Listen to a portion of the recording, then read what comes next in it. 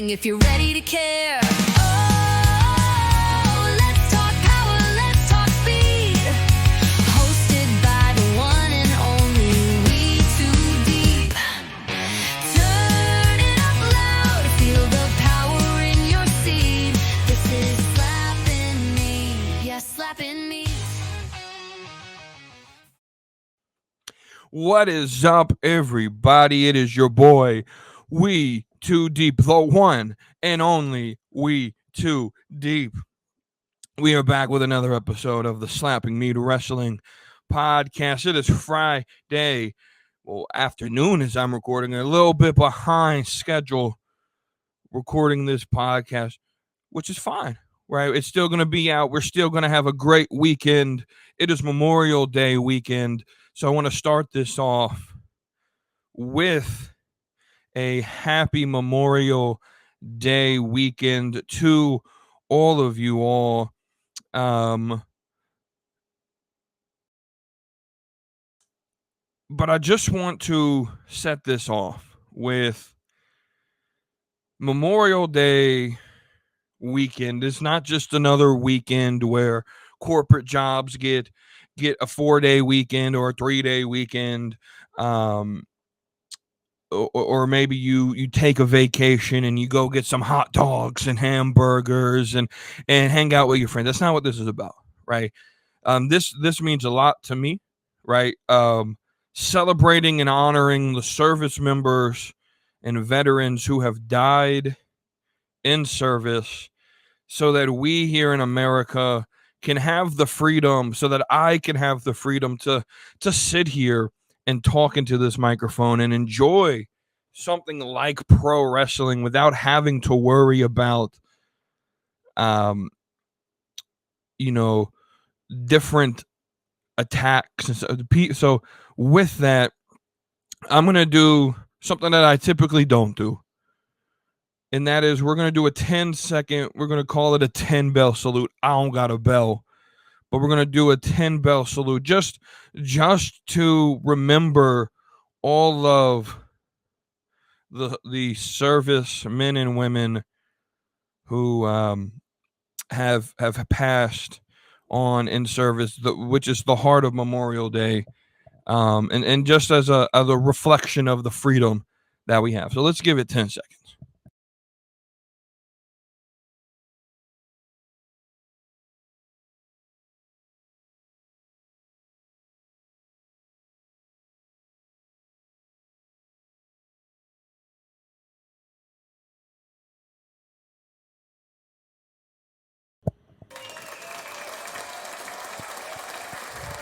And again, with that, we do just want to say thank you to all of those people, all of those veterans and active duty members who have died in service, so that we can sit here and talk about this beautiful thing called pro wrestling.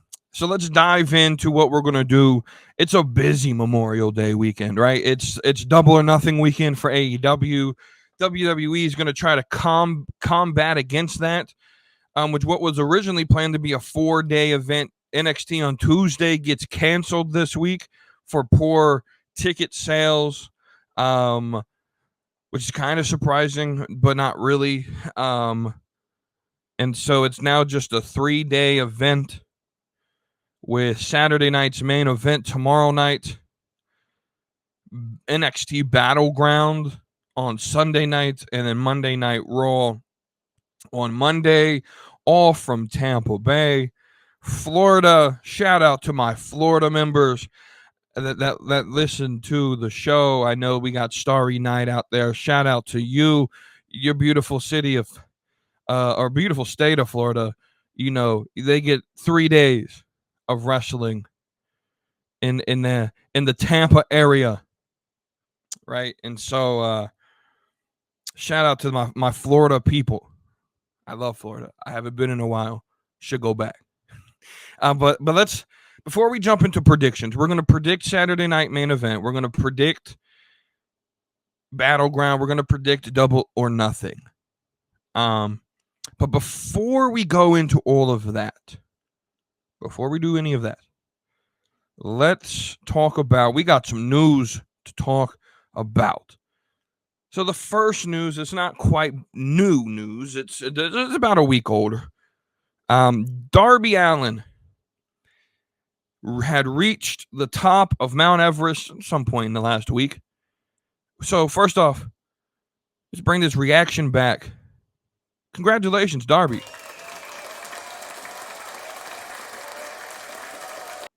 You survived the easiest part of the trip. And I say that a little bit sarcastically. Like, congrats, you've done more than, you know. A lot of people will hear me say that. Oh, but we too deep. You're just a fat loser on a camera and a microphone. You can't do any of that. You're probably right, and I would never think to do anything like climbing Mount Everest. I don't even like to climb the in relation to Mount Everest, the hills here in North Carolina are quite that. They're hills. I mean, even compared to, like, I know people who live out west, like, that have the Rocky Mountains, who climb those all the time, or hike the Rocky Mountains, and they talk about, oh man, those. And I tell them, oh man, I did this hike up this Appalachian Trail, and it was such and such elevation. Like, bro, that's not even half of what it's like here in the Rockies, right? So I don't even like climbing the Appalachians. You think that I'm going to climb Mount Everest? You're crazy. But congratulations, like, seriously, congratulations. That's half the journey, though. And actually, I've been reading up on this because JD from NY brought up an actual good point of conversation here. Like, is the descent, the going down the mountain, is that more or less challenging than going up? Because many people just assume that climbing up the mountain is the hard part. And from what I've been reading, it's actually the easiest part. And a lot of people say, well, that's half the journey. And from what I've been reading, a lot of experienced climbers say, well, no, that's actually only about a third of the journey. That experienced climbers see the ascent up the mountain as only a third of the journey. And when they plan things out, like, because it is so much harder to climb down, especially with something at the elevation of Everest. Darby's entering the toughest part. Well, first off, you're tired, right? A lot of people spend a lot of energy to get up to the top of the mountain, and they're wrecked, right? But you can't just, like, camp at the top of the mountain. You're in the death zone. The oxygen is so thin, your body, the longer it stays up there, the more you'll get into altitude sickness, which will be fatal, right? And so you have to go down. And so, but the body's tired. You just climbed all the way up this giant mountain, right? The body's tired because it's less tired, and you're experiencing lack of oxygen at times. The body doesn't react the same way. A foot may slip. Now you're tumbling down the mountain. Because you're going down, the body doesn't react in the same way. So if you slip going up, your body typically responds, and you're not in a position to where you'll tumble. You'll fall a little bit, but you'll be able to react in time to catch yourself. When you're going down a mountain, think about going downstairs, right? You're moving at a faster rate of speed than going up for the most part, right? And so you're in a situation when you're going down before you can catch yourself, right? And so Darby's got the hardest part ahead of him, right? So I know a lot of us, and myself included, said, bro, this guy got to the top. Congrats. Bro's got the hardest part of the journey ahead of him. I hope he survives. My thoughts and prayers go out to him. He's doing things that I wish I could do, but it definitely would never even attempt to do. I personally think Darby Allin is I give him a lot of crap for some of the stupid stuff he does in the ring, but I gotta give my hat off to you, Darby, for doing some of this thing right here and climbing Mount Everest. And if there's anyone who could risk his life and survive it more than Darby Allin, I don't know him. Darby's been hit by a bus. He coffin drops on everything. Someone made a joke that he should just free dive off the side of the mountain and coffin drop. Outside of how stupid that is, that's a funny visual. But just want to talk about that. Congratulations, Darby. Hope you make it to the bottom alive and safe, and there's no effects. I'm sure you're going to be tired. And I'm sure there's a long recovery period. And hopefully that means you'll be on AEW television here soon. And when we get into predictions, your name will come back up here in a minute. Right? So my second story that I want to talk about is just how absolutely weird some of these wrestling fans are, right? Like, I understand, like, I made this point and I'm going to stand on that casuals and hardcores were all part of the IWC. So I'm not going to say, I'm not going to sit here and be like, hey, IWC are weird. No, because I'm part of the IWC. I think I'm a little weird in myself, but not this weird, right? Someone paid money to go to a signing, to go see Saraya, formerly known as Paige, and got to the front of the line. It was this person's opportunity to get something signed and to get a picture with Saraya. And this person leans in and tries to kiss Saraya on the lips. Do you not have home training? What in the world? What in the actual world are you doing? This is what happens, right? See, there is a section of the hardcore IWC that are a little weird, and I'll call them out just like I will anybody else. Y'all, that group of the IWC, y'all need to get out of mama's basement.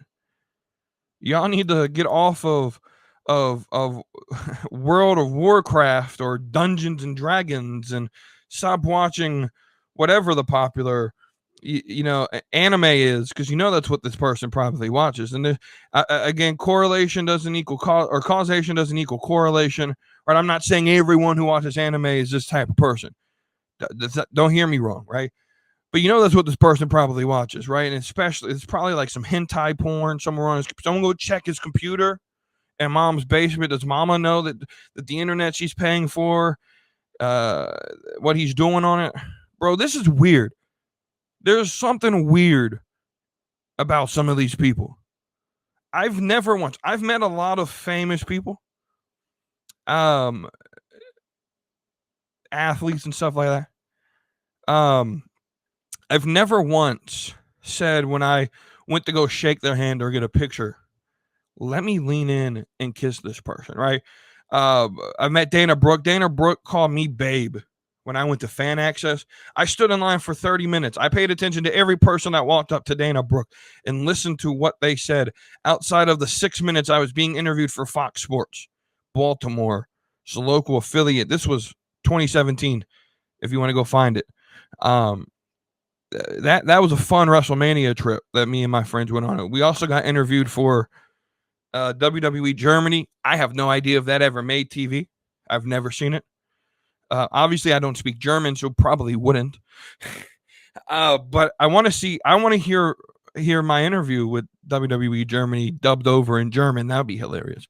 Anyway, but outside of being interviewed for Fox Sports, I listened to everyone in this line that I stood in to meet Dana Brooke for 30 minutes.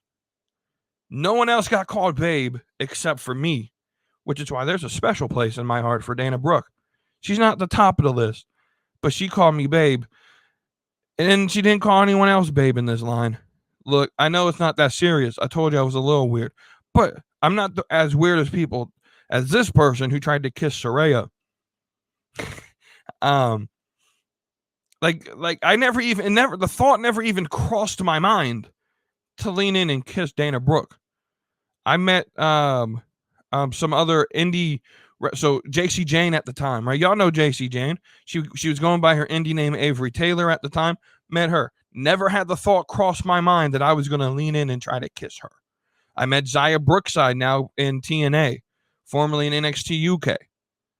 Met her at an indie show. Never once thought, maybe I should lean in and try to kiss. No. Because I'm a normal human being. What are we doing? Right? Even if I were to meet Bianca Belair or Stephanie Vaquer, top of the list of my favorite women's wrestlers, both in the ring and from a attraction standpoint. Even if I were to meet them, If I were to meet someone like a Chris Statlander, again, if I'm naming some AEW, Mariah May, Megan Bain, would never cross my mind, because there's a level of respect that comes with just being a human. Honestly, like, y'all have zero understanding and restraint to you. I'm sorry. If I was Saraya, I would have cold caught this guy back to mama's basement. That's crazy. Absolutely insane. Third thing I want to talk about real quick is there's a report coming out that Zoe Stark was supposed to take the pin during the match, and that Kairi Sane was supposed to win the match. Don't know how true this is. That's what I thought was happening, was that Kairi was going to win. This report makes sense. You have Rhea in the match but not taking the pin. Here's my question. This goes back to what I've been saying about Rhea the last few weeks. Why could Rhea not take the pin? Because Triple H has a thing about protecting Rhea, right? He was going to protect her. She wasn't going to win the match, but she was also going to be protected in that she wasn't going to lose the match by taking the pin, which makes sense, I guess. But why couldn't Kairi go over Rhea? Why did we change plans solely because Zoe got hurt? Now, I'm going to be completely honest with you. Even though I have that complaint against Rhea, Rhea should have taken the pin. But I'm glad she didn't. Here's why. Kairi Sane in the Money in the Bank match would be absolutely atrocious. I'm sorry. Kairi Sane is not good. And I know there's going to be people who love Japanese wrestling and Joshi, or just, just a mark on the internet, and be like, oh, WETOODEEP. How dare you critique Kairi Sane, the pirate princess, or whatever the hell her gimmick is. No, guys.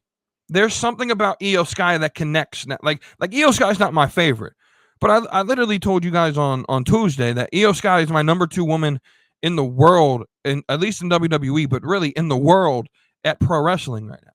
Like, Io Sky, I understand. Like, I'm not the biggest fan of hers, but I understand. Like, she's good in the ring, and she connects with the fan base, right? Kairi Sane doesn't have that. She doesn't get the same pops. Like, even Asuka gets a pop. Like, when Asuka returns, I guarantee you there'll be a pop there. Kairi just doesn't have that same appeal, I think, to casuals, but also to the hardcores. As Io or Julia or Asuka have. Kairi's just not on that level to me. She's not really good in the ring. So I'm glad we don't have to see her in Money in the Bank. A match where, like I still remember Shotzi being in Money in the Bank that one year, and how bad, and there was nothing against Shotzi. I love Shotzi. I think she's decent at her style, but that match just doesn't fit Shotzi's style, and some of the wrestlers in the match just didn't fit Shotzi's style, and she looked really bad, and there were chances, places where she was almost dead, it feels like, in that match, almost physically dead, not places where ladder spots that should have killed her, but luckily didn't. Right. So while my question is, why can Rhea never take a pin in this situation?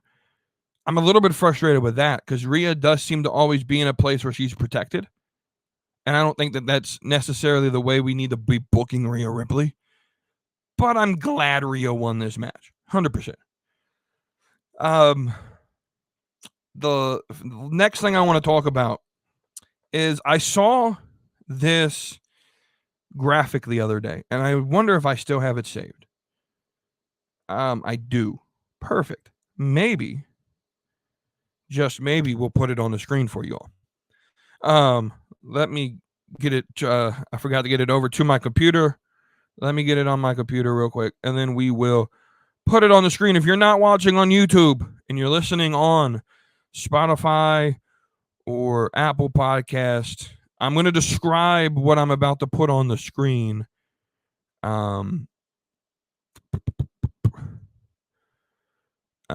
Here, once I get it pulled up. And the conversation we're going to have is the conversation of quality versus quantity. Specifically speaking, in John Cena's title reigns, he officially has 17 title runs. I'm going to pull this up on the screen now that you can see it. They're all 17 title reigns of John Cena. And I gotta say something, right? I know a lot of you all love short title reigns, right? But I look at this chart and I laughed when I first saw this. John Cena, of his 17 title reigns, has 4 that went over 100 days. There's just something that I look at this. John Cena has 1, 2, 3, 4, 5, 6 title reigns that lasted less than a month. I personally have an issue with seeing this. This right here takes John Cena out of the GOAT conversation, right? So there's always this, who's your Mount Rushmore? And I always have Hogan, and I always have Flair, right? Those two are safe with me, right? Those two are never coming off. It's positions 3 and 4 where I debate, because a lot of times I put The Rock and I put Cena, or what I've been doing is putting Cena and Roman, right? Roman's one of my 4, 100%. 17 title reigns, right? And combined, these 17 title reigns combined are about 100 days more than Roman Reigns had in his last title reign. This is about 1,400 days. Roman Reigns had about 13, 16, right? That's insane to me. So Roman Reigns is now 100, because I prefer a quality title run, not a lot of title. Right? Roman Reigns can never win another title again. I don't know how many he's had. I think we have to have this conversation. I'm going to take this off the screen now. I think we have to have this conversation about quality versus quantity, and the number of reigns that you have should not matter as much as were those reigns good. Right, John Cena, we're going to count a 5-minute title reign as one of these title reigns, and John Cena's GOAT. Look, John Cena is good, but not because he's a 16-time champion. It's because he's a good pro wrestler in the promo ability, and for most part, for most of his career in the ring, he was decent, right? But so here's where I'm at with my Mount Rushmore, though. Hogan, Flair, and Roman, 100% safe. So the argument comes to me between Dwayne, The Rock, and John Cena. And then wait a minute. Then I go here and I was thinking about this the other day. I don't know if I would put either of them on that list, because I'm sure I could find, and this is going to be controversial. This is going to be controversial. But my Mount Rushmore is Hulk Hogan, Ric Flair, Roman Reigns, and my favorite wrestler of all time. That will be Triple H. And I know what you're thinking. Triple H? Yeah, no. Triple H defined wrestling for me. He defined what it meant to be a heel to me. I think Triple H needs more respect than what he often gets. A lot of times in the GOAT conversation, Triple H falls into like 10th best or something like that, right? Triple H, to me, is a top 5 pro wrestler of all time. Flair, Hogan, Roman, Triple H, and number 5 to me would probably be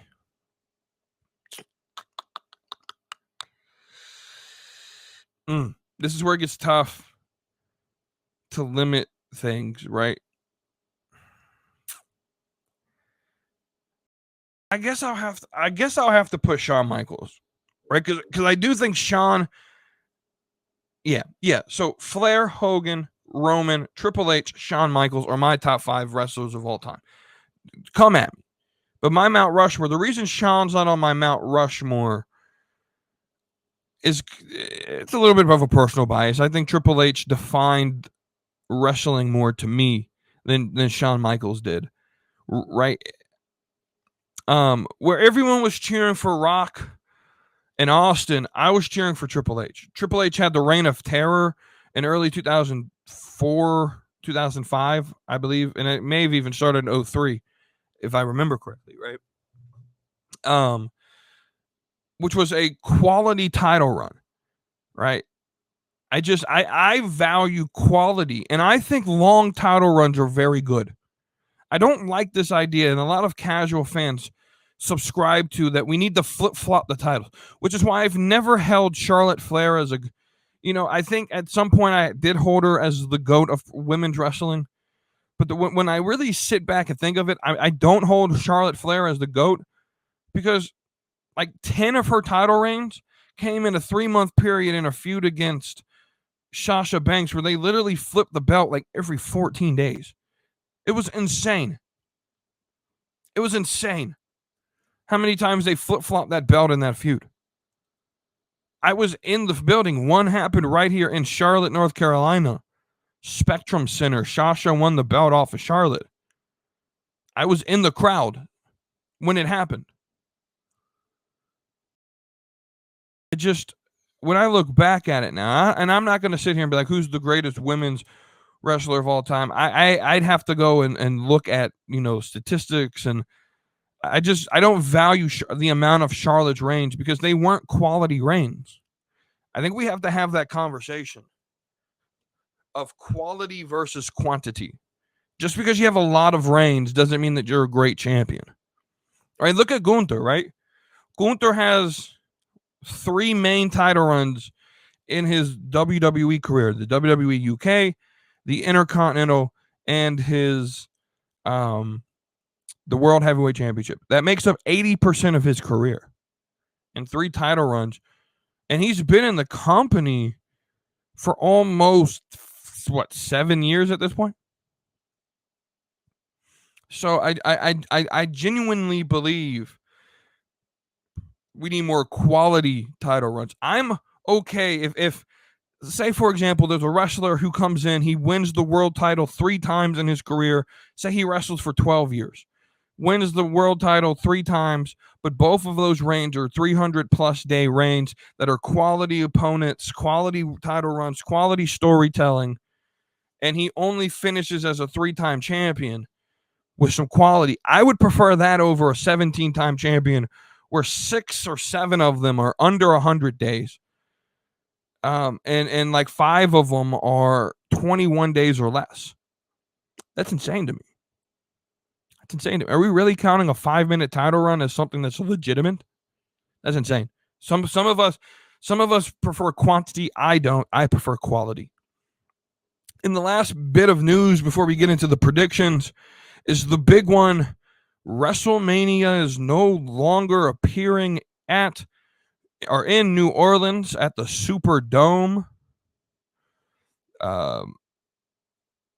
And it is being reported that there's an unidentified city that has offered money to WWE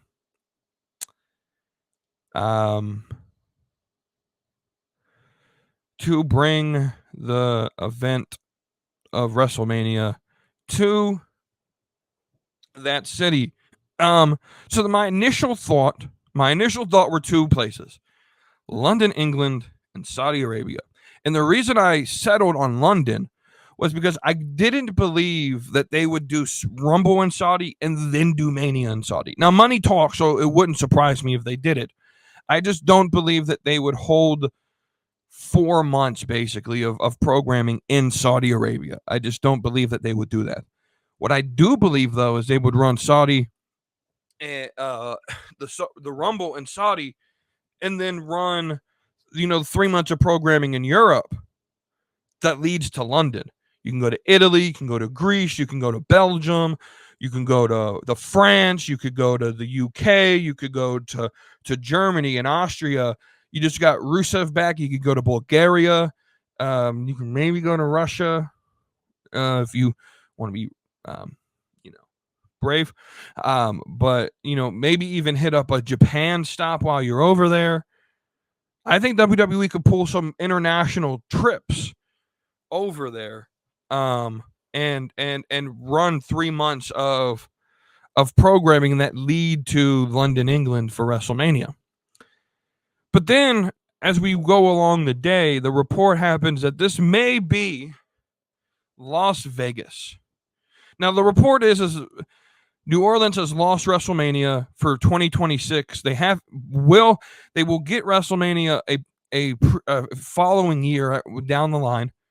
This is where signing these deals get messy, right? Oh, we're going to sign a deal with Indianapolis that we're going to bring them all of the big 3 events at some point, right? And that's where this gets messy, right? And so instead, Money in the Bank next year will be held in New Orleans. Now, I like this a lot. I like that idea a lot because there's a New Orleans-born NXT superstar who in a year's time could benefit from a Money in the Bank contract, and his name is Ricky Starks. And I could see them building Ricky Starks up for the next year to have him debut on the main roster, get in the Money in the Bank from New Orleans and win Money in the Bank. I could see that happening 100%. But y'all didn't think I wasn't going to have at least a rant prepared for this, right? I told y'all I would, right? So here's what we need to talk about, right? Right. So WWE, again, let me explain the situation, right? WWE announced that WrestleMania 2026 was going to be held in New Orleans. And honestly, I can't be mad at that. I can't be mad at NOLA. It's a party city. They've hosted it before and crushed it the previous 2 years. WrestleMania 30, WrestleMania 34 were 2 of the better, most recent WrestleManias, right? There's culture, the food, the energy, all top tier. And then all of a sudden, WWE pulls the plug. And now the rumor, keyword rumor, is that it's headed to Las Vegas. Again, I know. Come on, though. How many times do we got to recycle these same 3 or 4 cities for the biggest show of the year? It's almost like WWE is stuck on an infinite loop. Dallas, Los Angeles, New York, Vegas, sprinkle in Orlando or Tampa here and there. Rinse and repeat. Triple H's 2 favorite R words, by the way, rinse and repeat. We live by the 3 R's, real, raw, and relevant. Triple H lives by the 2 R's, rinse and repeat. Don't get me wrong. Those cities are great and a lot of things. But Mania is supposed to feel like it's something special. It's not just a show. It's an experience. It's an event, a celebration of wrestling history, culture, and community. And when you keep going back to the same places, that magic starts to wear off. It's like watching a Royal Rumble where you know exactly who's coming out at 30, and surprise, it's Roman Reigns, or it's Brock Lesnar, or take 2 years ago and it's Cody Rhodes, and he announced he's going to be at Rumble, and then we wait the whole Rumble, and who's number 30? Oh, it's Cody, surprise, right? But let me take this a step further, right? WrestleMania has been quoted as being the Super Bowl of pro wrestling. And if we're going to call it that, we got to treat it like it's the Super Bowl. The NFL doesn't keep their biggest game locked into the same 4 cities, right? Now they do have some qualifications to host the Super Bowl, right? But they rotate. They spread the wealth.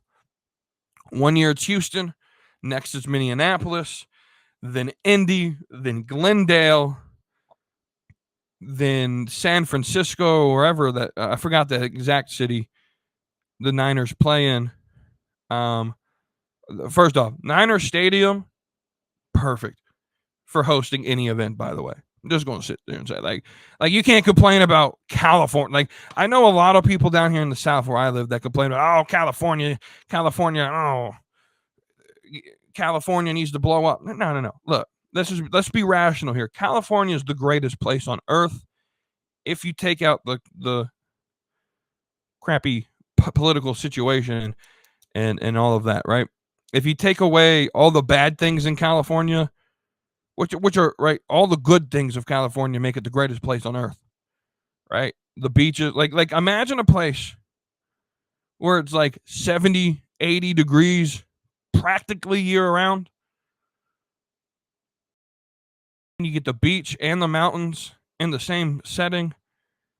And it's not too hot and it's not too cold. It's just like paradise. Well, that's California if you're just in the right part, right? So, like, we got to stop hating on California. San Francisco 49er Stadium isn't like the perfect place to host like any event year round, right? You don't really got to worry about weather all that much. Perfect place, perfect location, right? But you know why WWE does this? Or excuse me, you know why the NFL does this? Because it builds hype. It's the reason why they host the draft in different cities, right? It rewards different regions. It gives every football fan a shot at going to the biggest game of the year in their hometown. Or, you know, if I had the money and I could, right, to go to the Super Bowl, right? Imagine being a fan in the South and being able to go to the Super Bowl and being able to travel to a place that you've never gone before, right? Why can't WWE do the same, right? Let's stop acting like Nashville or Cleveland or Indianapolis, which they're about to get a Mania anyway, or a Charlotte or a Washington, D.C., which I have hosted one before, but a Washington, D.C., or a Nashville. I already mentioned that. You know, there's some big cities, particularly in the Midwest, East Coast, that don't ever get considered. Louisville is a big enough, and they don't have the infrastructure in terms of like stadiums, but if they did, be a perfect city, right? Chicago has hosted once, I believe, but you don't really hear of Chicago being in the running for Mania. A Milwaukee, I think, could host it. A Pittsburgh.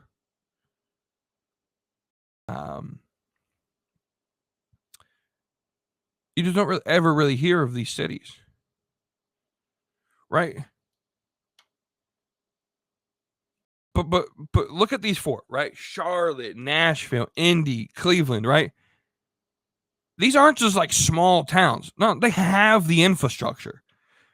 NFL stadiums, major airports, hotel capacity, passionate fan bases, big media outlets, all of the works, right? These cities have hosted the Final Four, the NFL Draft, NBA All-Star games, college football playoffs, college football bowl games, ACC championships. And they've done it without any problem, right? Now, I live in Charlotte, so I'm a little bit biased. So I'm going to talk about Charlotte, North Carolina real quick. Let me break it down. Bank of America Stadium seats 74,000 people. You take away maybe 10, 12,000 for the stadium, and you put about 20,000 on the floor. I mean, you're still talking about 80, 90,000 people. That's Mania size. The uptown area in Charlotte, uptown Charlotte, is walkable, filled with hotels, restaurants, and bars, and we have a transportation system. It's not the fucking subway that New York has, or right, but our CATS Blue Line, or I think it's called the Link system, but CATS, Charlotte Area Transportation System, CATS, right? We have a Blue Line, light rail, beautiful system. I love it. That literally will take you to the stadium within 100 steps of Bank of America Stadium, the host. It will literally take you for the rest of the events, the convention center and Spectrum Center literally have its own stop right in front of the building. Charlotte is a rich wrestling history.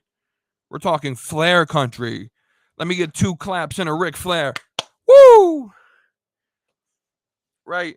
Home of Jim Crockett Promotions, the Mid-Atlantic territory, the root of what became WCW was Charlotte, North Carolina. The city has hosted NBA All-Star Weekend. We've hosted major concerts. Bank of America Stadium, post-Hurricane Helene, hosted a concert in tribute for Hurricane Helene that all was going to be donated. All the proceeds would be donated. Hosted over 80,000 people in that arena on an event that wasn't originally planned, was made up in about 2 weeks, and everything went perfectly fine. We've hosted, Bank of America Stadium has hosted ACC championship games. We've hosted the Dukes Mayo Bowl. It hosts Dukes Mayo Bowl every single year. The Dukes Kickoff Classic kicks off at Bank of America Stadium every single year, where you get big ACC and SEC teams and their fan bases. Last year was Tennessee, which has a big fan base, all traveling to the Charlotte area.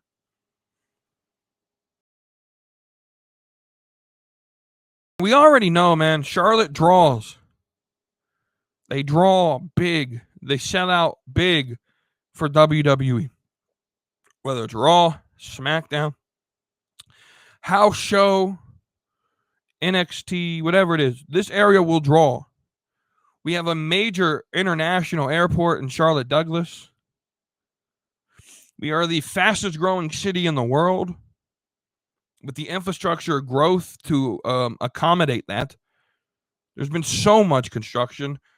I've practically grown up with orange cones on the highway my entire life here in Charlotte. I know you who live on I-4 in Florida can say amen to that one, because I'm pretty certain when I went in 2017, I-4 was under construction, and the last that I heard, it's still under construction. Right, so why not give Charlotte a shot? Now, I know Nashville will get one eventually because they're building a new stadium for the Titans. And Nashville's probably one of the bigger tourist destinations right now, right? But I'm 100% starting a petition. I'm planting the flag. I've joked at this in the past, right? Bring Mania to Charlotte. Bring Mania to Charlotte.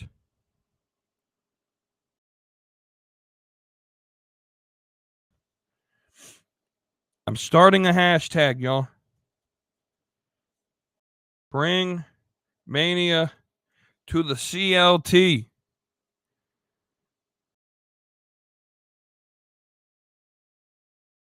Bring Mania to the CLT. There's my hashtag. We're starting this thing. Enough with reruns of the same 4 cities. Enough with the easy picks. Give some other cities a shot to shine.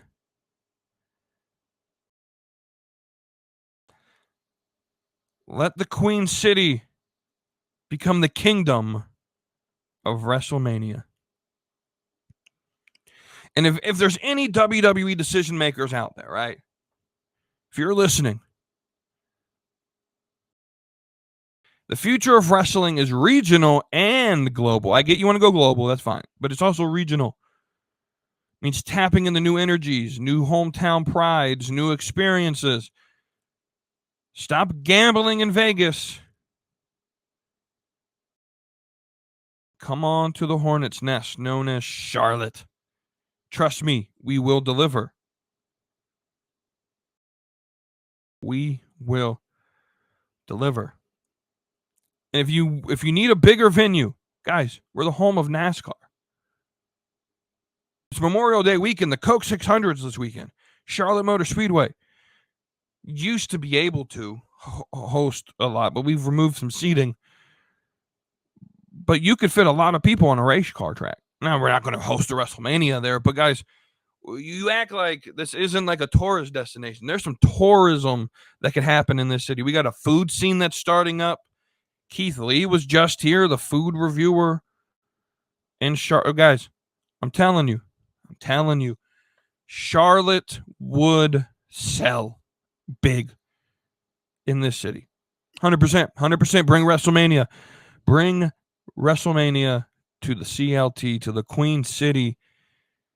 Right? Quit betting on Vegas. Let's start a gold rush here in Niner Town, baby. You know, you get the Niners out there with their gold rush in San Francisco. But what you didn't know, there's also a gold rush here in Charlotte, here at the gold mines down here. That's why we got the Charlotte 49ers college team. So we're Niner Town too, baby. Anyway, let's get to predictions. I'm just rabbling on right now. Let's get to predictions. So we'll start with the first show of the weekend. And no, I'm not talking about Under Siege and TNA. TNA didn't plan accordingly enough that they're lending Joe Hendry to NXT that weekend. So, anyway, let's start with Saturday night's main event. This is the show that I'm going to watch just for the sake of watching. Before we get into the predictions, though, what I want to talk about, if you guys join the Real Wrestling Community Discord, we are doing for PLEs and pay-per-views for WWE and AEW only. So of this weekend, the only shows that are going to count will be Battleground and Double or Nothing, right? Saturday night main event is not promoted as a premium live event. It is a TV special. That is how they're promoting it. So it is not going to count in the predictions. Excuse me. But so Battleground and AEW Double or Nothing, we are hosting and holding a predictions competition. Starting at every PLE and pay-per-view for WWE and AEW, going from this weekend on through the rest of the year, we will have you guys submit your predictions. We'll hold a leaderboard that everyone will be able to see, and which will be updated at the end of every PLE or pay-per-view. And the winner, there may be a prize, may not. We haven't. Me, James, and Cody haven't figured that part out yet. We are kind of poor to be supplying surprise prizes at the moment. But maybe you'll just win you'll win. You know what you will win though, if you win that, you'll get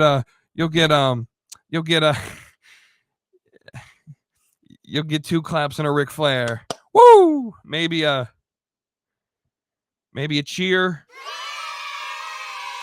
Maybe who knows? I just found out I had these reactions. This is fun. We're just having fun right now, guys. But anyway, so if you're in the Discord, and most of you who are in the Discord have already submitted your predictions for the 2 shows, I appreciate that. Do that every pay-per-view or PLE and continue to join that. If you're a new listener, join the Discord. We're going to have some fun in that Discord. Our watch-along on Monday night was the greatest time I've had on a Monday night in a while, watching Monday Night Raw. We're going to try to do it again on SmackDown. I don't even know if I'm going to watch SmackDown tonight, to be honest with you. I'm going to be completely honest with you. But we're going to try to do that again. But let's get into some predictions. Saturday night's main event.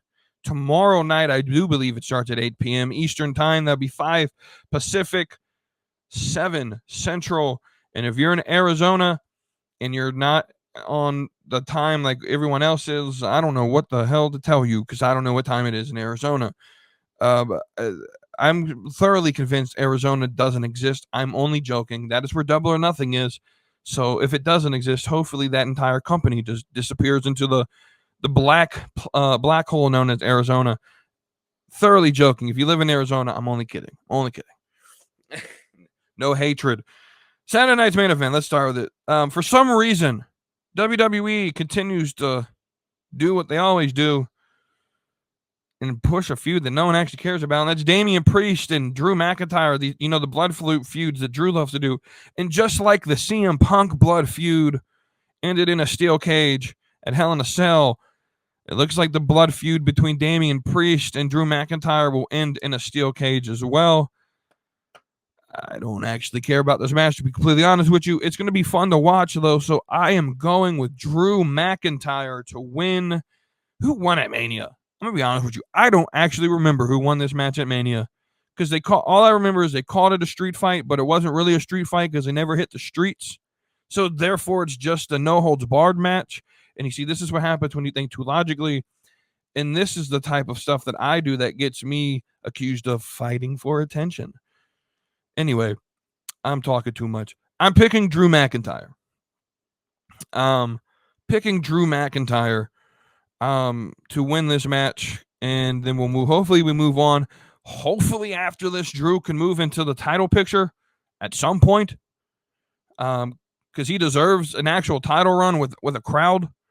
It's kind of crazy that Drew McIntyre hasn't held a world championship since COVID. Unless you count Mania 2 years ago where he held it for 5 minutes. But he deserves an actual reign with a crowd. Next match on the docket. Again, I told you guys this would be a 4-match special. It's insane we don't got a women's match on this card, though. I'm just going to say, non-title match. John Cena versus R-Truth. And guys, I'm telling you, this is my surprise pick of this event.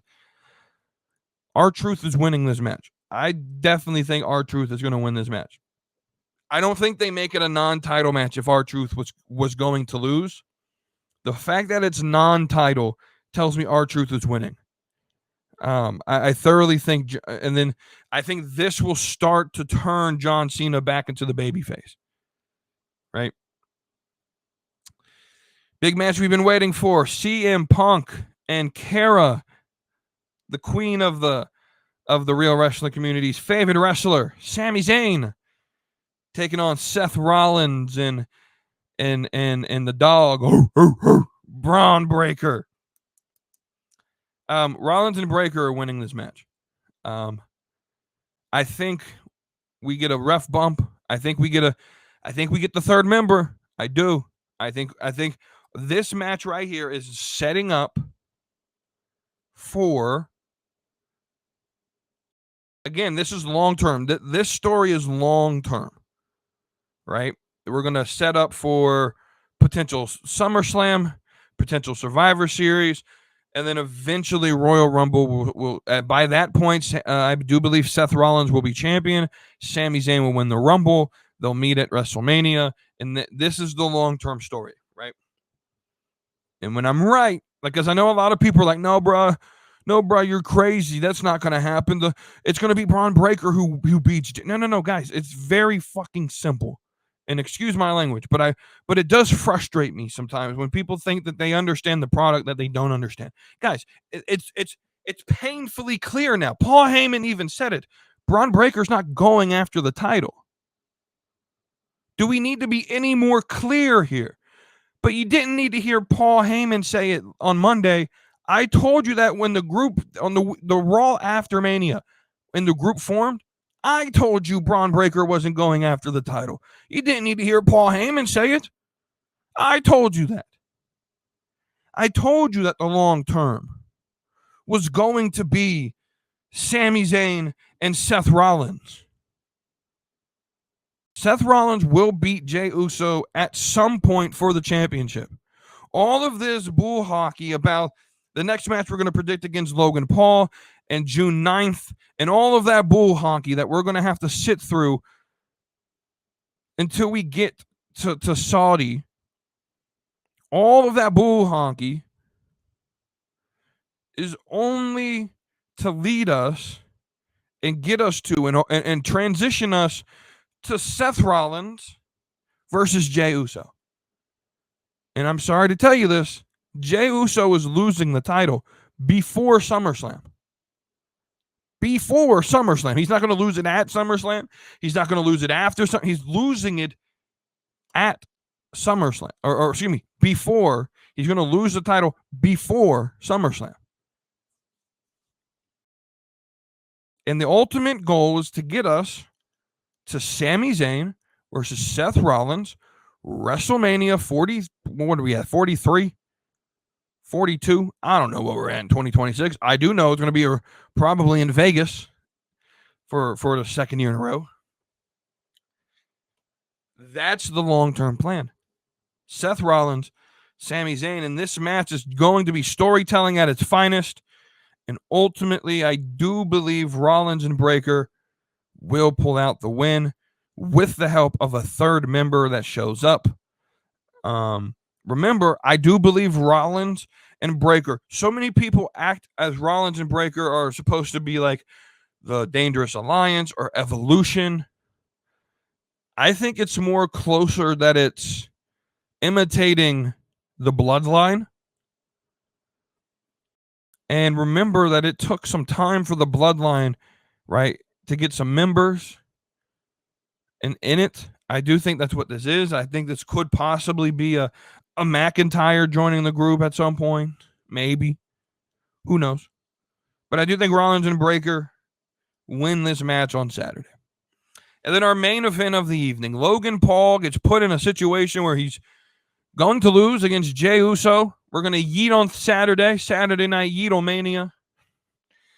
My least favorite part of the week is when Jey Uso's doing an entrance. And so Logan Paul, there's 0.0002% chance that Logan Paul wins this match. It's never a complete 0% chance because there's always a chance they swerve us and put the belt on Logan. I just don't see it happening. Jey Uso's winning. He's going to face Gunther, where he will win again. And then ultimately, I do think he loses at Saudi to Seth Rollins. That's my prediction. So that's Saturday night's main event. There's not a lot to really talk about here. We know what this event will be. We've had 2 of these already. We know what these are. This isn't going to be some spectacular event. Here's what's going to happen. Right?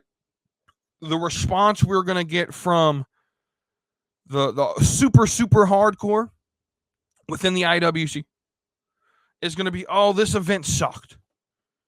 No. It's going to live to expectations. Your expectations were just too high. Right? Then we're going to get the super casual fan base who tuned in to watch this on NBC. And they're going to either do one of 2 things. They're going to act like it was the greatest thing ever, or they're going to be a little bit upset because it doesn't live up to what they want it to live up to. And guys, I'm telling you right now, these events you can't expect a lot out of. Right? This is going to be the same type of programming. This is just another TV show. This isn't a PLE. Right? This is just another show. And we know what we're going to get. We shouldn't expect a lot. Here's what you can expect, though. Julian Garcia will be the ring announcer this Saturday night. Let's get into Sunday, though. This is the big day of wrestling. Under Siege, by the way, from TNA is tonight at the same time as SmackDown. So if you get bored with SmackDown and you have like $9 to buy TNA Plus, you can get Under Siege and participate in that. I don't know what matches there are. I don't watch TNA all that often. What I do know is that TNA World Championship will be defended on Battleground. And so let's go ahead and talk about that show. Let's start with that match. The Joe Hendry defends his TNA Championship against Trick Williams. And I know 97.5% of y'all who are going to make predictions on this match are going to say that Joe Hendry will defend because there's no way WWE was going to steal that belt from. Guys, I'm going to be that guy. In the same way I picked R-Truth to beat John Cena, I'm picking Trick Williams to beat Joe Hendry. Trick Williams will become your new TNA World Heavyweight Champion. And I have a reason for that. So you have Under Siege tonight for TNA. They have another event June the 6th. I don't remember what it's called. That event doesn't matter. The next big pay-per-view for TNA is Slammiversary. July, it's like the second week of July, and at UBS Center in New York. I believe is where it's at. It's a big stadium show. And I don't know if they're still struggling with ticket sales but they were struggling at one point with ticket sales. And let me see if I can pull up from WrestleTix. Any updated event situation as far as the tickets are going for that show.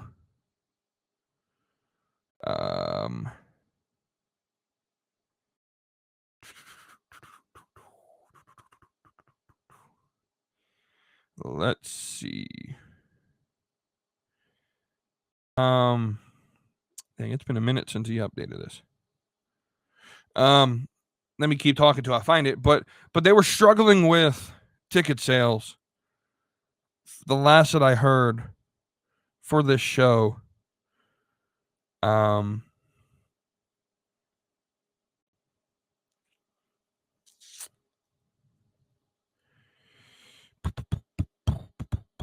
UBS Arena, Belmont Park, New York. I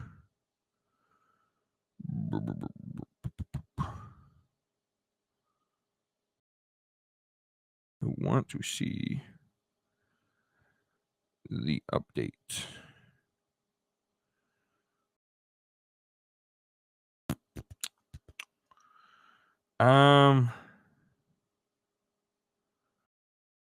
Yeah, so this may be the last update they have. Back in February, there was about half sold.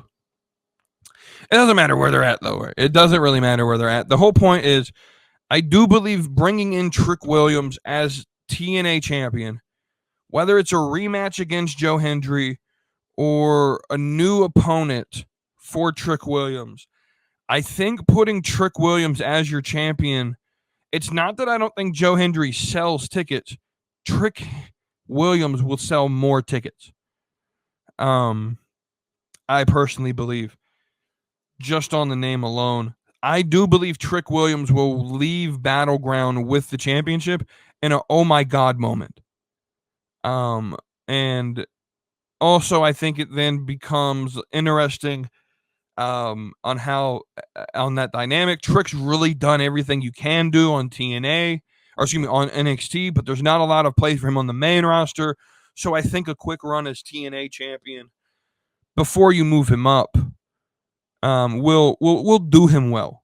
So I do think Trick Williams leaves. Tony D'Angelo takes on Channing Stacks Lorenzo, and I know a lot of people are picking Stacks. I think this match goes further than just one match. What I do think will happen here is Great American Bash is somewhere around the corner, traditionally. And I think that'll be the end of the feud. So I think I'm picking Tony D to win this match. But I ultimately am going to pick Stacks to win the feud. Because what I think is going to happen is Tony D is going to win.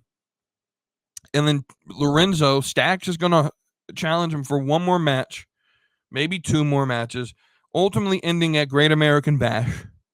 Where Stacks says, if I win, I get control of the family. If I lose, then you could punish me for this treason trying to overtake the family, and I'll rejoin you, right? And ultimately, Stacks is going to win. Or Stacks is going to recruit his own family. And that's how he wins. So something along that line, right? Maybe Stacks turns the family against Tony D. Eventually, I do think Tony D'Angelo will be on the main roster. Here's the problem. I don't think his gimmick on NXT would translate to the main roster because there's not a lot of gimmick work on the main roster, right? That's one of the reasons why I like NXT, is that there was the opportunity for gimmicks and storytelling. And I don't necessarily, Tony D has been here since the 2.0 days. One of my favorite gimmicks that made me immediately fall in love with NXT 2.0, even when people were trashing this thing, right? I think Tony D wins this first match. Ultimately, though, I do believe Stacks will win the war. Moving forward,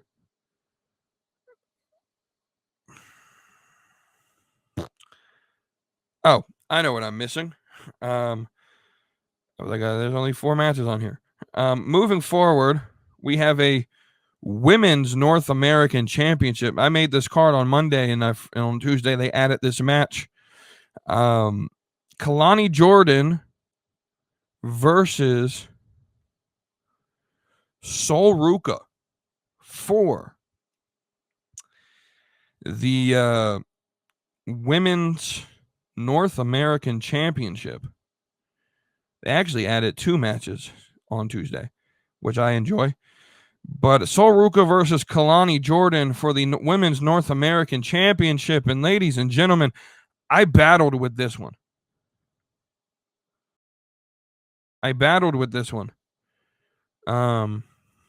Because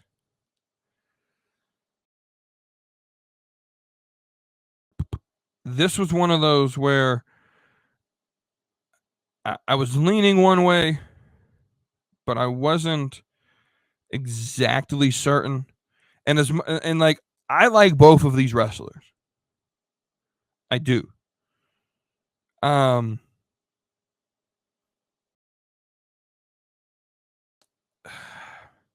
This one was tough for me. Ultimately, I'm going with my gut feeling. Sol Ruka will be called up here eventually. I am picking Kalani Jordan.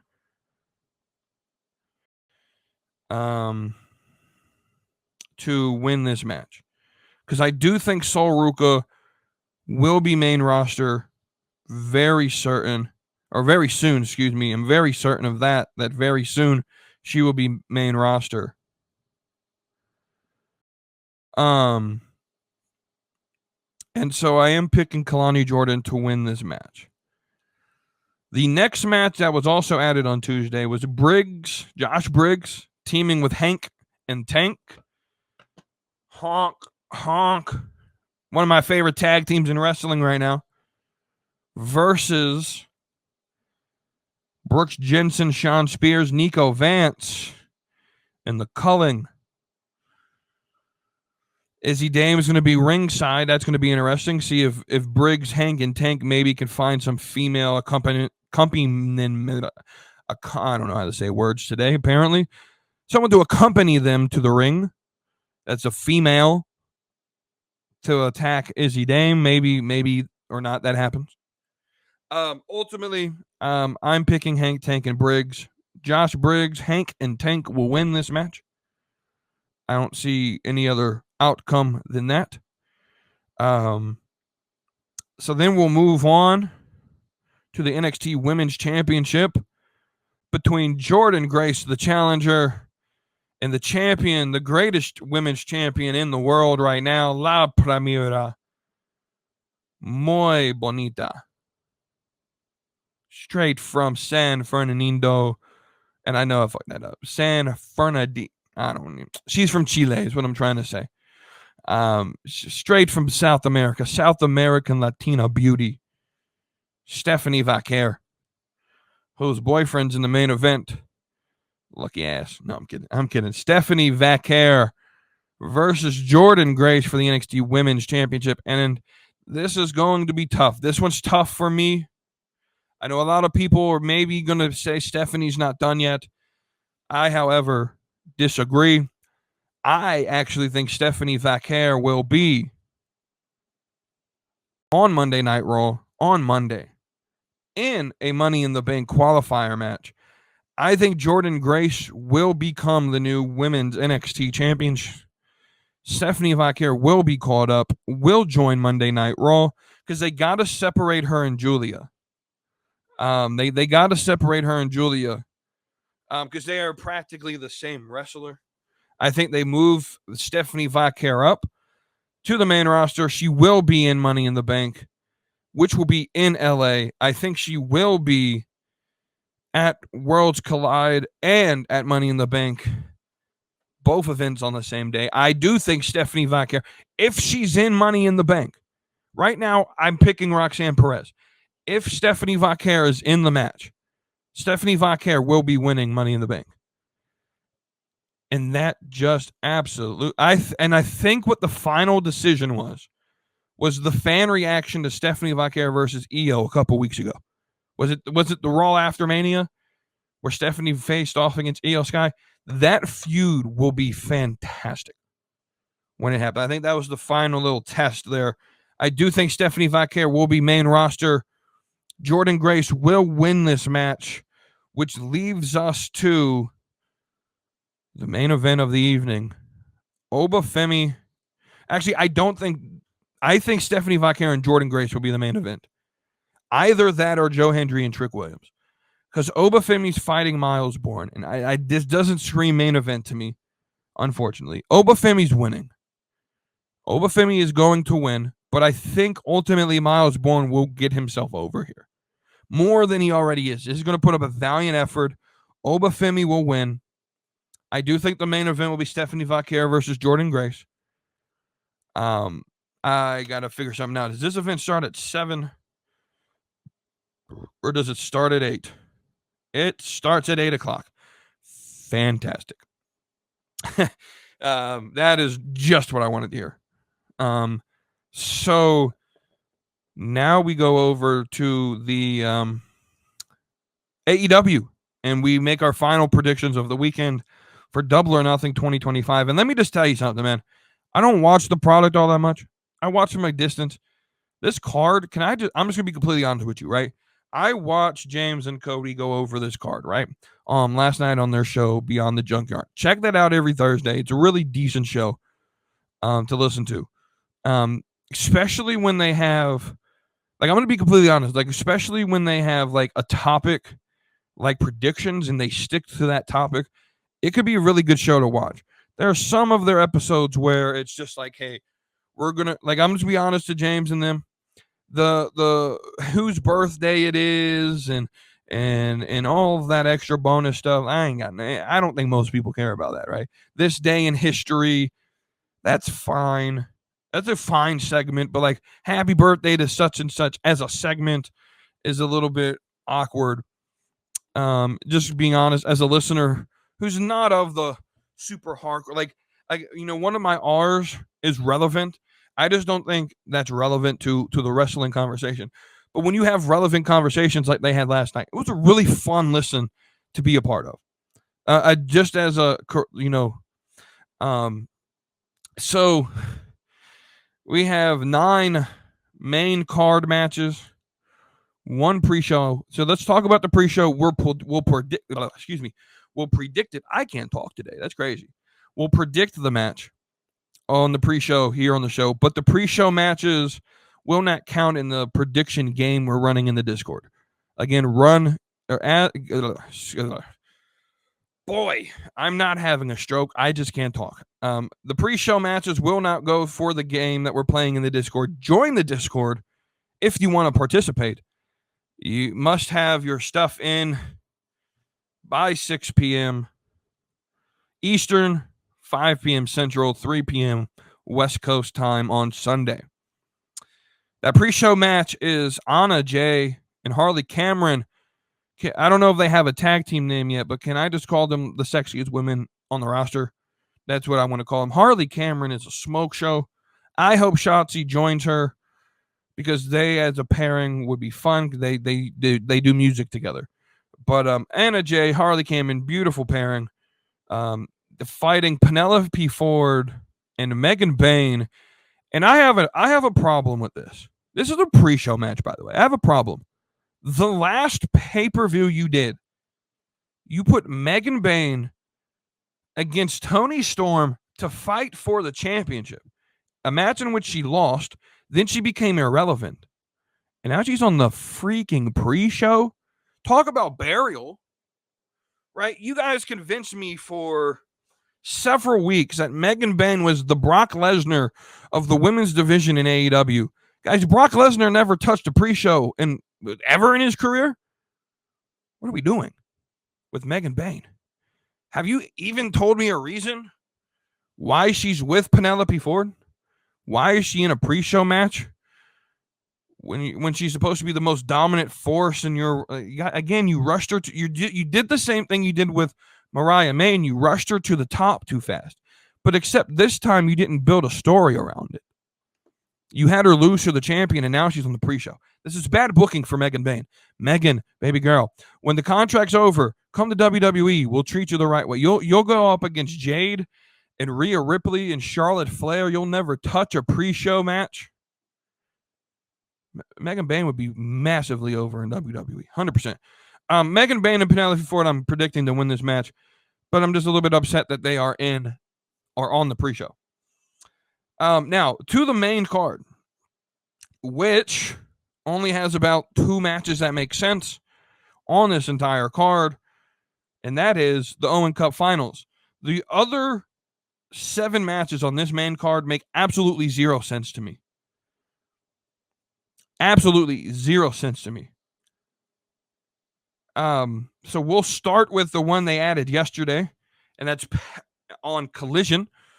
And that is Paragon. That's the team of Adam Cole, baby, Kyle O'Reilly, and Roderick Strong. So Undisputed Era, for those who only watch WWE. The Undisputed Era take on Konosuke Takeshita, Kyle Fletcher, and Josh Alexander, also known as the Don Callis family, in a match in which my prediction is going to be, based off of what James and Cody told me yesterday, I'm picking Paragon. Solely listening on them. If I get it wrong, it's their fault. I'm picking Paragon to win this match. Most of these, I don't have a reason as to why I'm picking this match. There are some as to why I believe that it is what it is, right? So,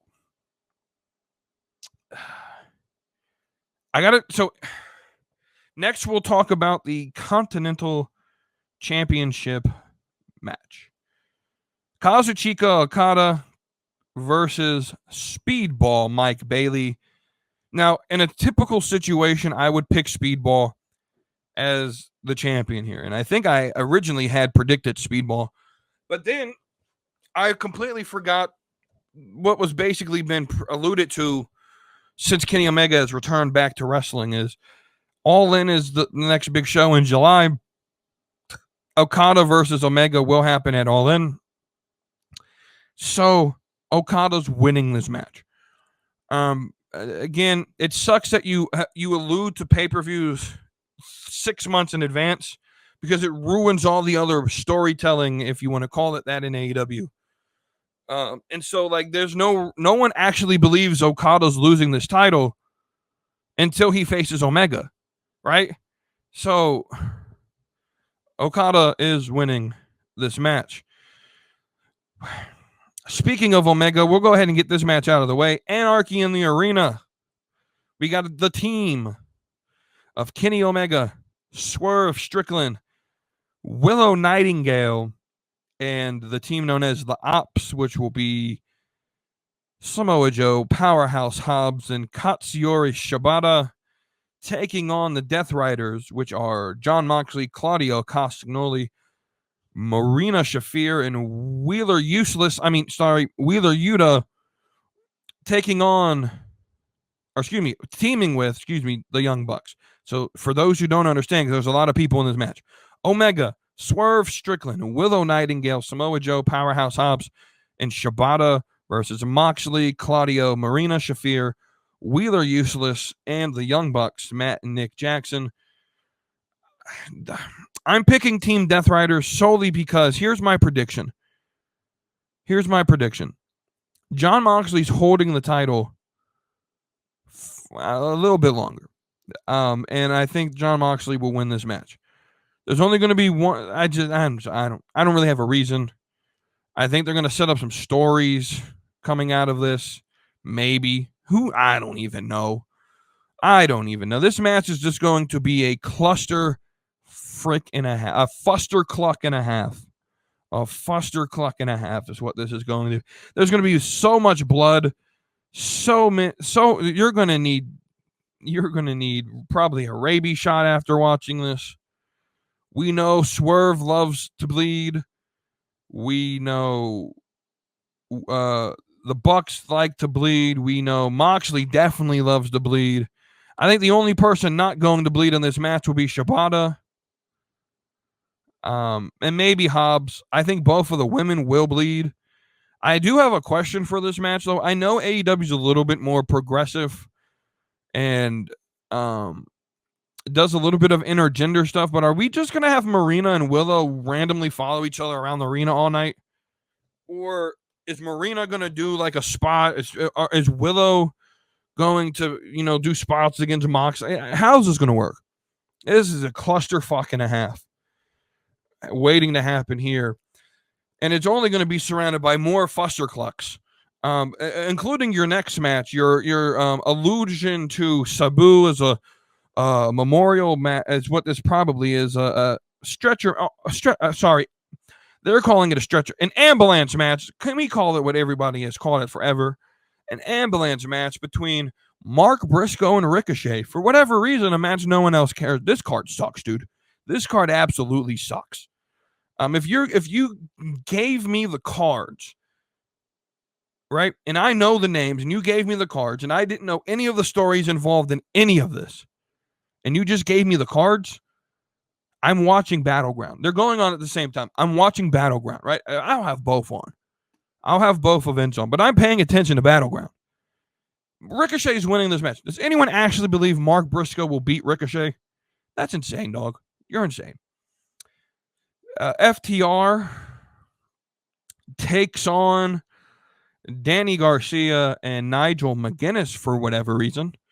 That match is going to make me need a couple Guinnesses. But no. So I'm picking FTR. I am. I'm picking FTR.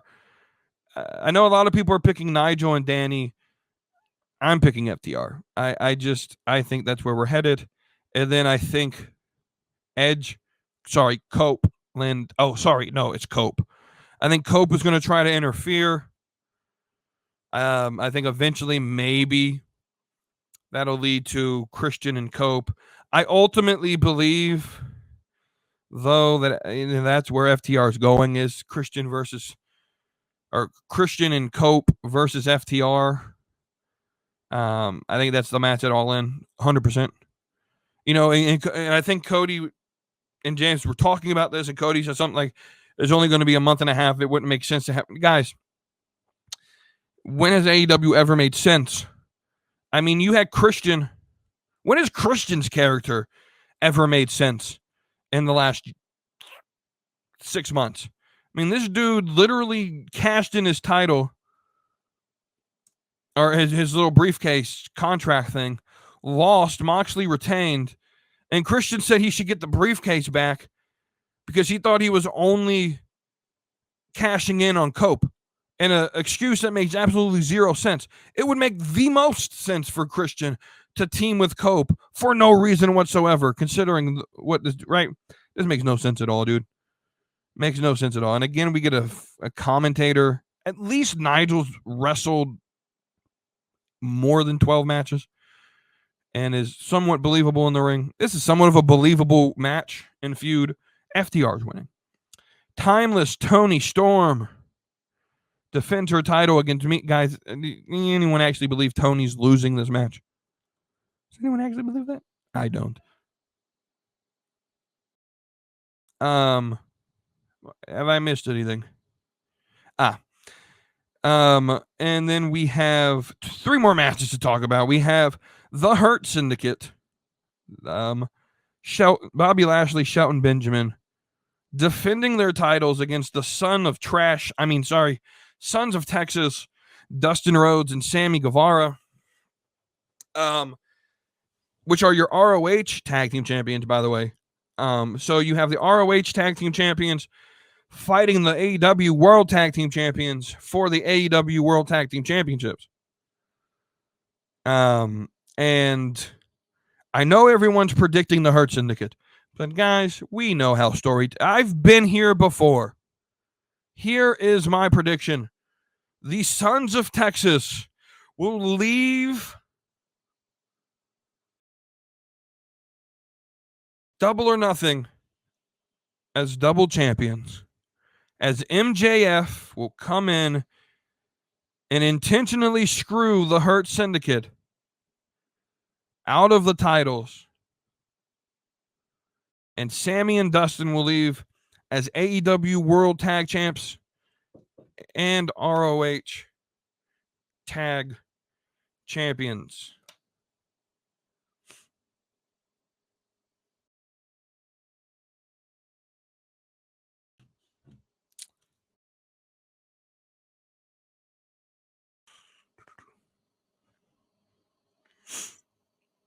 All right. And then finally, we get to the final two matches, the only two matches that make any sense on this card. And that is the Owen finals. We'll start with the first one. That is Mercedes Moné versus Jamie Hayter. Guys, Jamie stands zero chance to win this until you convince me that Mercedes is willing to lose a singles match in AEW. Mercedes will always be my prediction. Mercedes Hogan will win this match. And I think she'll go on to All In. And I think Mercedes will beat Toni Storm at All In. She'll become a double champion. She'll hold the TBS championship until she beats Jade Cargill's record. They will then have her probably in some triple threat where she doesn't actually get pinned and lose the TBS championship. And then she'll just be AEW world champion. I don't know how else to predict this this situation, but until Mercedes Moné proves to me she's actually willing to lose championship matches or big matches or any match in general outside of tag team matches, Mercedes is winning. Right? Now, this will be the main event. The most important match will be Hangman Adam Page and Will Ospreay. Excuse me. And this is the match that I'm actually the most intrigued about on this card. To be honest with you, I am a fan of Will Ospreay in the ring and on TV. Everything he says outside of AEW television about, I think he's still too hyper focused on Triple H and Triple H calling him out and stuff. Excuse me. But I think Will Ospreay's great. As much as I make fun of Hangnail Adam Page, a lot of it is just me making fun. I don't think Hangman's all that bad. I don't think he's good, like the greatest. Like a lot of AEW fans act like Adam Page is the greatest thing since sliced bread. I don't believe that. But I think Hangman Adam Page is I think he's probably the biggest babyface in the company for AEW. This is a very hard match to predict. But I have a reason for my prediction. And here's that. If Will Ospreay wins, Will Ospreay has to beat Moxley, right? You don't have Ospreay win to lose to Moxley and All In. So if Ospreay wins, I'm just taking the glasses off. They're annoying me. If Ospreay wins, then you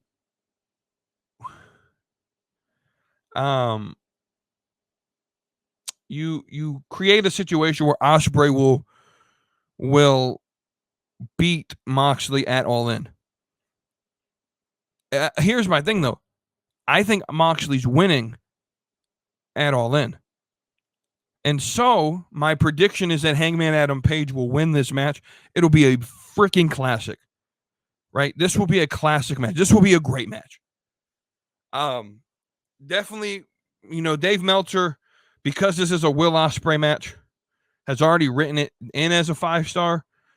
Once it's over with, it would not surprise me if this is like a 6-star match. If it's the classic, I think it will be.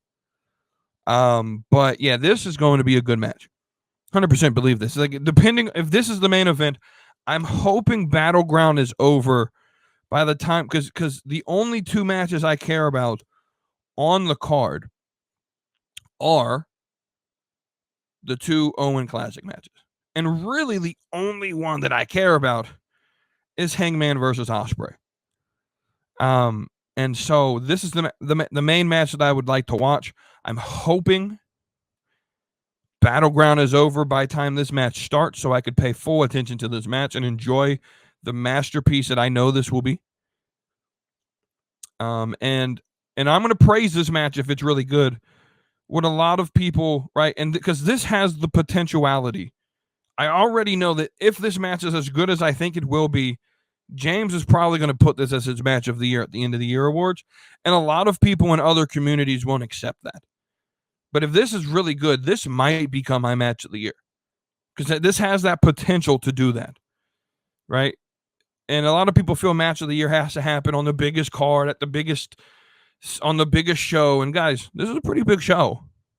I mean, it's not like it's some Bush League, stuff. But even if it was, like, if you had like the greatest play ever in the Division II college football, you still would have to praise it for being a good play, right? I don't know. And we're not getting down that conversation. Anyway, my prediction is Hangman, and here's why. I think Moxley wins at All In. Hangman is one of the guys who I believe could or can take a loss of that magnitude at All In against Moxley and overcome it. Ultimately, I think Moxley will lose. I think Wrestle Dream is in September, and I think it's going to be in the state of Washington, where one Darby Allin, I told you his name was coming back, where one Darby Allin will show up at some point leading up to that show. And I do believe Darby Allin will win in probably at least his home state. I think it's going to take place in Tacoma, which is his home city. And Darby Allin will win and be the guy who beats Jon Moxley's reign of terror and ends it and brings the title back. And at least for a transitionary period, Darby will be world champion. I don't know if he's the guy, but I think he will be the guy to beat Moxley. I think he'll eventually will lose the title to either Ospreay or Hangman later down the line, or possibly someone like an MJF down the line, because there is history between Darby and between Darby and MJF. So I could see Darby winning it, then MJF winning it back, and then maybe them. They love to pick up feuds months after they start them. Like, they'll do a match and then they'll quit it and move somewhere else and then pick up feud. So I could see a situation where Darby wins the title at Wrestle Dream from Moxley. MJF gets the title off of Darby. They pick up Hangman versus MJF again. Hangman wins the belt. Maybe they pick up Hangman versus Swerve again. I think there's some storytelling they could tell. Ultimately, I want Samoa Joe in the title picture at some point. Outside, like in an actual title match to win the title. But I think Samoa Joe is probably the greatest dude on the roster right now. Just going to be completely honest with you. But yeah, I'm picking Hangman. And that is our prediction show for today. Thank you all for watching. Until next time, I will see you on the next episode. My name is WETOODEEP. Don't forget to join the Discord page. And until then, keep calm. Slap some meat. So hit that subscribe, come along for the ride. AEW, WWE, we're always on side. From fantasy booking to baddies that slay. Slapping meat wrestling every Tuesday.